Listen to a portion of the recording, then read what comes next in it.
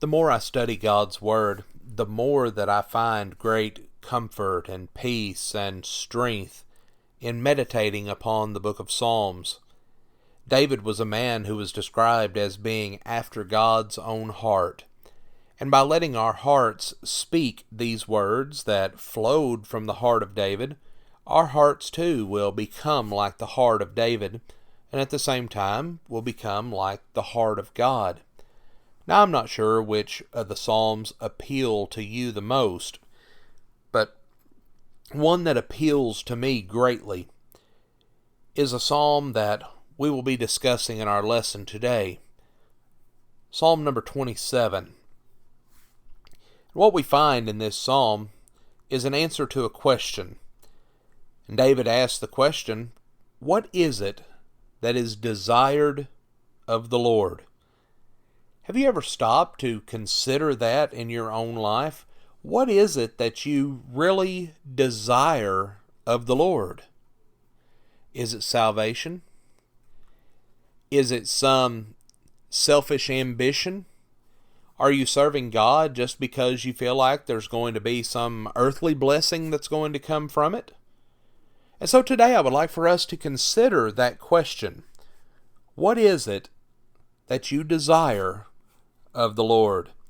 In looking at Psalm 27, we find these words, "One thing I have desired of the Lord, that will I seek." Friends, receiving from the Lord is dependent upon our seeking His help in finding it. Our service to Him cannot be far down on our list of priorities. The most important thing in our life should be serving God. Just as Solomon found at the end of his life, after he had pursued all of these worldly pursuits, trying to find meaning in life, he finally came to the conclusion of the whole matter. He said the whole duty of man is to fear God and to keep His commandments. That is the most important thing.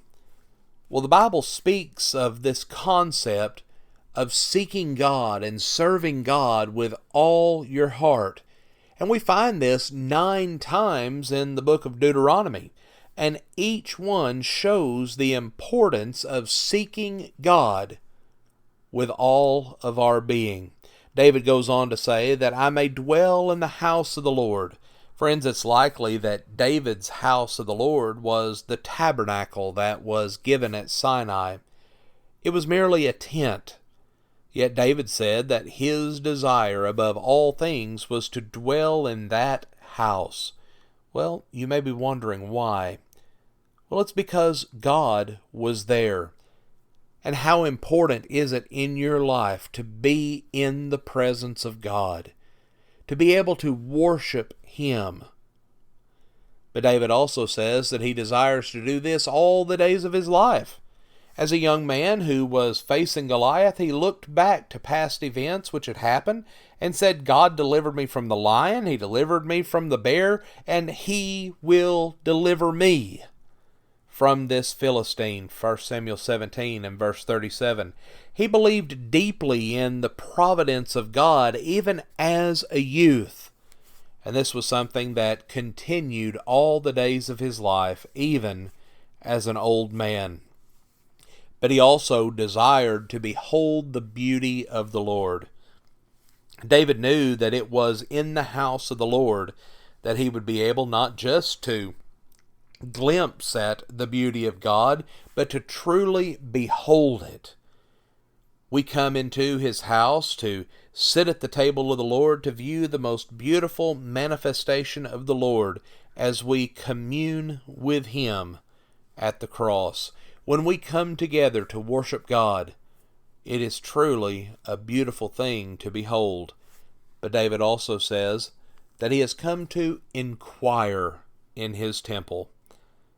We come into His temple and listen to Him speak His words to us in Bible classes and in our worship services. Bible study, by its very nature, generates questions as we seek for deeper knowledge and the closest relationship that we can have with God.